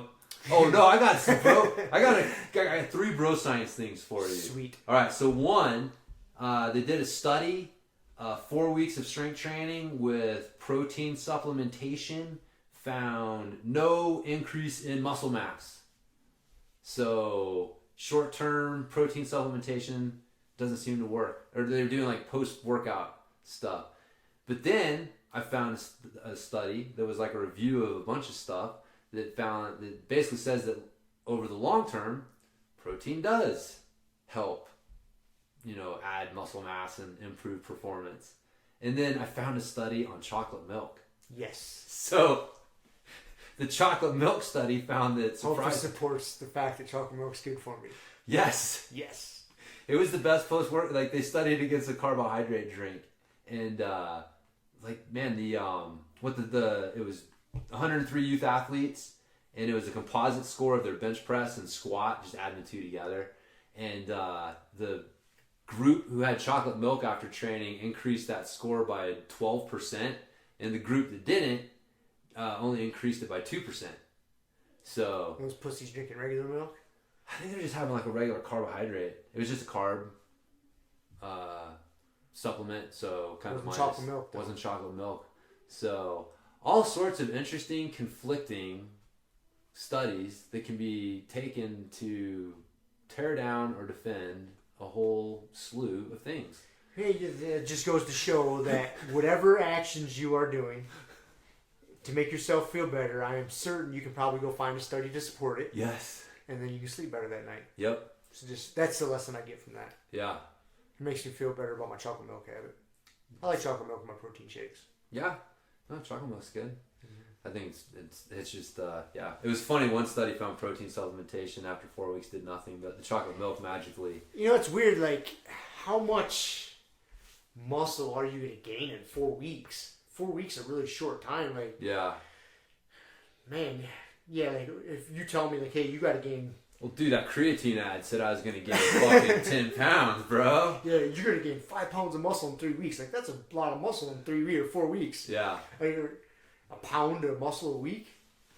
Yeah. Like, there's not any legal substances out there that are going to make you gain a significant amount of muscle mass in 4 weeks. No, probably You're going to have to get on the Russian supplement program. Yeah. And you're still not going to gain that much in 4 weeks. No. I mean, yeah. Again, it depends. A lot of genetics involved there. True. But but it's funny, man, because it just kind of reinforces. We'd come across that study about the 8-week training camp not really improving performance. It's like, it's this weird. Training is this weird thing where in the short term it doesn't do shit, but in the long term it fucking works like magic. So it's like you got to get past that like initial short term where it's not really doing shit to get to that, and it's got to be a habit. It can't be this like, oh, I'm doing this workout. Like we were talking about last time. Like everybody just jumps from like bus bench workout to bus bench workout, and then they get burned out and they take a few weeks off, and then they're trying to get at it again, and it's like herky jerky. They can't get any rhythm and momentum going with what they're doing, and to me that's kind of like it's being consistent with shit over time is the important thing. So find something that's sustainable for you, because that seems to be the that's the message I keep trying to drive home to my old man right now, because he's really trying hard, man. He's cleaning up his diet, working out quite a bit, and trying to be, even if it's not working out, he's walking more, riding his bike more. He's trying to be more active. Yeah. And he's feeling better. And he keeps weighing himself, and he's not seeing, big changes on the scale. And so he keeps looking for answers to speed this thing up. He keeps shooting me texts, what about carb cycling? What about this? What about this? And I'm like, stop. Just stop. I was like, listen, this is not a fast process. You're not going to get results right away. I was like, you just got to build habits, healthy habits, and just stay the fucking course. The results will come. And that's just what I keep trying to tell him. Like, it's not, I was like, don't go spending your money on this high intensity interval program and diet program that you're going to, shed fat in 6 weeks. Like, I was like, quit it.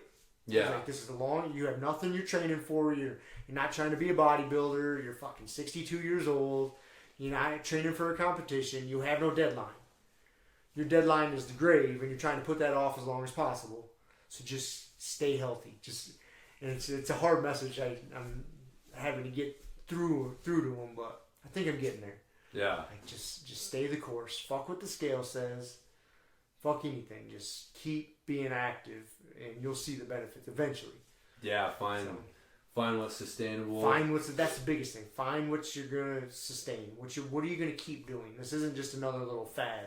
Yeah. Just keep the course. So yeah, that's the hard thing is it's you got to stay the course long enough for it's not even a matter of like making choices. It's changing how you see the choices. So it's like I was talking with Shiloh about this morning about something, and it's not that people who are successful and lose weight, they do X, Y, and Z, and it's like not that they did X, Y, and Z. It's that they saw the world in a way that X, Y, and Z was just the obvious fucking choice. Like they weren't making a choice. That's right. What they did because the way that they saw the world made that the choice. So as long as you are still struggling with the choice, that's a sign you're just not seeing the world the right way. You're not seeing the problem the right way. Because when you see the problem the right way, the choice is fucking self-evident. And so really it's a matter of, it's not figuring out what to do. It's figuring out how to see things so that what to do becomes obvious. And that's the hard thing because people just want that A plus B equals C. It's like, oh, I read that this guy does this workout and this diet. Do you think I should do this diet? It's like, no, no. Like you're saying, it's like that's not the point. As you go through this journey, how you see things is going to change, and you'll know the answer to that yourself. It'll be self-evident, but yeah, it's hard, man. It is hard. It is hard. So, but yeah, consistency is the thing, for sure. So, all right, man. What about your favorite BJJ principle? Favorite BJJ principle that carries over into life? Man, it's funny. Mine actually kind of touches on what we were just talking about there. Was it? Yeah. So do you want to go? Yeah, I'll go. Go first. Then. Yeah. So, my favorite principle for BJJ that transfers over to real life is that there's usually an answer for every problem, and the answer usually lies in changing how you see the problem. So, getting out of side control, we were having that talk, and you're like, dude, you don't escape side control, you get the fuck out of there. It's like, oh, now I see the problem differently. There's an answer to my problem, and the answer wasn't a technique. The answer wasn't this thing here. It was, you're looking at this the wrong fucking way. And once you look at it the right way, the answer becomes more self-evident. And so, but yeah, like we were just talking about with that, like in life, man, like whatever, I'm a strong believer that our choices matter, that whatever problem you come across, there's an answer to it. It may not be the best answer, may not be, but there's something. There's an answer to the problem. And but yeah, a lot of times it's not finding the answer, it's figuring out the way to look at the problem differently that leads to the solution. So that's mine. It's pretty similar, a little different. My favorite principle. It was hard to like distill it down, but it was very relevant to me not losing my shit this week. Was acceptance. And what I mean by that is, so how that applies in jiu-jitsu is I like to think about there is no good and bad positions. There's just superior and inferior positions, right? Yeah. And you just have to accept when you're in an inferior position. So you get mounted instead of, because if you think about it as being in a bad position, it shuts your mind down to seeing opportunities of what you can do. You just start thinking, fuck. There's no problem solving. It's just literally just shit. I gotta get out of here. And when you just see, okay, this is a slightly inferior position, as opposed to being mounted on somebody, I'm mounted. There's a solution. This just presents me with an opportunity to find a solution to get the fuck out of here. And that carries over to life really well, because as with jiu-jitsu, everything's not always rainbows and unicorns. I mean, shit's gonna suck once in a while. And the more you resist it and try to deny the reality of the situation you're in, the worse it becomes. And so if you just accept it and say, okay, I'm in a slightly inferior position right now, what's my opportunity to get the fuck out of here and make the best of it? And so that's me thinking about that kind of helped me not be so negative this week. I was negative quite a bit, but yeah. But once I realized, like, okay, don't resist. This is just it. This is the hand I'm dealt right now. This is the position I'm in. Someone's on my back. That's okay. there's solutions to this. It's not the end of the world. Yeah, don't make the situation worse. Don't make the situation worse by just, woe is me, this sucks. And so that was very relevant for my life right now. Yeah, man. Nah, that's a good one. Yeah, it's definitely true. As long as you're focused on, woe is me, you can't focus on anything else. Nope. So there's no solutions and like I said, man, sometimes the answer it's just looking at the situation differently. Like nothing may change, right? Like, but you're just able to look at it differently and just how you perceive it. Yeah, no variables change except for the way you see it. Yeah, and that makes all the difference in the world. And that acceptance, I think, is really big. Yeah, no, I think it's a good one, man. Yeah, that's funny, man. When people mount me, I'm like, oh, you just gave up inside leg position. See, variables didn't change. It didn't change, man. And dude, it is funny, man. I remember that when that no-gi, my no-gi worlds match when that guy was started to get mounted on me, and I was like, this motherfucker just gave up inside leg position. But that was my attitude. Like I started attacking, trying to get his fucking leg. But it's true, man. It's like how you look at things are so important. It's so fucking important. So that's a good one, man. I like that. The acceptance thing that's really important. Can't be a reality rager. You can't rage against reality. No, man. Because it is what it is. Yeah, reality's always going to win. It's got a pretty good track record. It does have a pretty good track record. So it's undefeated as far as I can tell. Yeah. So. For the best of my knowledge. Right. My perception of it. Unless we find out this is all we're in the Matrix right now and none of this is real. Reality lost a long time ago. That is a very distinct possibility. It's all the simulations. That we're just in a simulation. Yeah. Anyways. I don't think so. Let's not even go down that rabbit hole. No, we'll leave it there. All right. Okay, man. Anything else? Yeah. No. I just think it's kind of funny. I noticed the past few episodes, we come in with a topic, we bullshit for an hour and a half, and then we spend 15 minutes talking about the topic. We're like, boom, boom, and we're done. And we're done. Well, the jiu-jitsu, the topic gives us a loose framework to move from, and it just gives us an excuse to keep calling it a jiu-jitsu podcast. But that is true. Yeah, that's what we have fun with. Some topics are a little more in depth than others. I think we can only, I like to beat some dead horses, but I've learned over my time that not everyone likes to listen to me beat a dead horse. Yes. So. Even though you can change your perspective of that dead horse and come at it from a different angle, people still get sick of hearing about it. Yep. Like me raging on social media. I'm sure people are like, Jesus Christ, he's talking about this again. What the fuck's this guy's problem? That's why we do this podcast, man. Allows us to talk about that shit. True. Just unleash. We can say all the shit here. So That's you got right. to tell your neighbor everything you wanted to tell them. That is why we started this podcast. So it is kind of. Give right? messages to, this is to help me thwart off these unwarranted and unsolicited social interactions. If I can just have all my conversations here recorded and put it out there in the ether, yeah, and hopefully the people that I hope listen to them fucking listen to them, so they don't have to come talk to me about shit. Yeah, or that you just get to say the stuff that you can't say to them in a social because it's social norms and shit. Right, man. This is like a social media platform. It is. As much as I don't like to see it that way. Yeah. It's alright. Anyways. Oh, did you listen to the new Hinger with Cornelius? Keenan Cornelius and Josh Hinger started a podcast? No, they did? Yeah. I didn't know they did. Yeah, it's funny as shit, dude. Is you it? gotta listen to it. Yeah, they call it the Matt Burn. It's only available on YouTube right now on Keenan's channel. Okay. I mean, it is informal as fuck.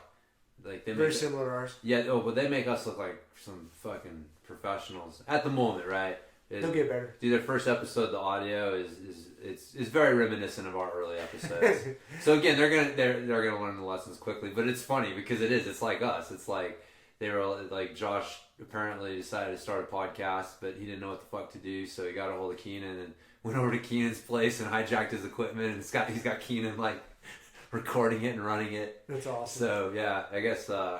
It's only on YouTube right now, you said? Yeah. They haven't even figured out how to like upload it yet. No, man. I think they've got a second episode out now. But yeah, the first episode I listened to last night, and it's It's really funny. I can see that being pretty good. Yeah. I mean, they're both like super high level competitors. Smart guys. Like, you know, pretty down to earth. I mean, both of them are, you know, just from the from my impression. I've actually, you know, had a chance to shake Josh's hand a couple times and had him guillotine me a few times at the seminar. So yeah, they seem like genuine guys. That's how they come across. But what's funny is you can tell like they're good friends and they're able to just fucking give each other shit about stuff. And too, just like Josh is still at Atos, and you know the whole shit with Keenan. Like they actually talked about that quite a bit. Did they? Yeah. I got into, you know, why Keenan kind of giving his side of the story, and Josh talking about you know, whatever, man. It's funny. I don't know. It was good. Yeah, you'll like it. I'll check it out. Yeah, for sure. Cool. For sure. Let's call it a wrap. Okay. You training tonight? You gotta go train, huh? Yeah, I'm probably gonna go to open mat. Don't know if I'll do class. Get some rounds in for me. Will do, man. Yeah, I'm just kind of in an open mat frame of mind these days. Wish I could be. Drill and roll, and yeah. So. Cool. Have fun. I will. All right, man. See you. See ya. Thank you for listening to the Grumpy Guy BJJ Podcast. Thank you all for listening. You can find us on Podbean, Apple Podcasts, Spotify, and wherever else you listen to podcasts. Please make sure to subscribe and leave us a review. It really does help and will allow us to keep putting out episodes. If you have any questions, comments, or ideas, hit us up at grumpyguybjj@gmail.com. Also, go to our website, grumpyguybjj.com, and get signed up for podcast updates and get our free BJJ Improvement Starter Kit. That's it for now, so get on the mat, train hard, and talk to you all next week. Down clown with a permanent friend, a hermit now, boom. Doggy school, foggy, cool, got a froggy outside Molly, dude. Melancholy Daisy, dude, hanging by the lace of their shoes. No trace of the tools, shaped in your face, fuck the rules. Snooze, you lose. One eye always open, in times two, no clue, but soon a brief monsoon might give you a view to choose. Stay tuned, include, won't conclude. To the end is near, beware there's consequences for what you do. To me,